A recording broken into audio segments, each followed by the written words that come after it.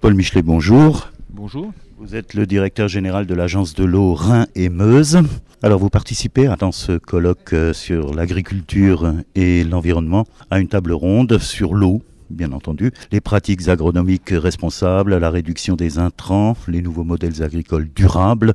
Est-ce que vous pouvez nous développer un petit peu ces thèmes ? On peut les développer au travers du regard qui me concerne plus directement. Les problématiques de gestion de l'eau, de préservation des ressources en eau, d'amélioration de la qualité, c'est des problématiques anciennes. Les agences de l'eau sont des établissements publics qui ont été créés il y a maintenant un peu plus d'une quarantaine d'années, autour d'une idée qui était la réduction de la pollution.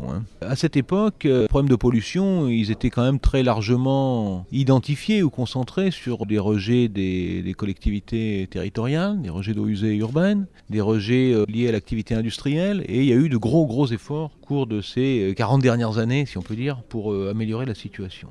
Le bilan qu'on peut faire maintenant, c'est que la situation s'est beaucoup complexifiée. La caractéristique de l'environnement, c'est qu'au fur et à mesure que les problèmes se résolvent, on en voit parfois apparaître d'autres. Et maintenant, quand on fait le diagnostic de la situation des ressources en eau au regard des questions de pollution, on s'aperçoit que le curseur s'est un peu déplacé. Les problèmes de rejet urbain sont moins dominants, les problèmes de rejet industriel existent toujours mais sont moins dominants, et on voit apparaître dans les causes de dégradation des ressources en eau finalement deux facteurs principaux. D'une part, les problématiques je dirais de qualité physique du milieu, on a beaucoup rectifié les cours d'eau, etc. Vous voyez ce que je veux dire, le lit en quelque sorte, et des problématiques liées aux pollutions diffuses, notamment aux pollutions diffuses d'origine agricole. Donc ça veut dire que ce thème-là est devenu au fil du temps un enjeu important, dans certains secteurs même un enjeu dominant, ce qui explique qu'on doit s'y intéresser au même titre que l'on s'est intéressé aux autres formes de pollution, et qu'on continue d'ailleurs de s'y intéresser. Alors les enjeux des pratiques agronomiques responsables, de la réduction des intrants et des nouveaux modèles agricoles durables évidemment sont complexes. Je me garderai bien, moi en tant que directeur général de l'agence de l'eau, de donner les recettes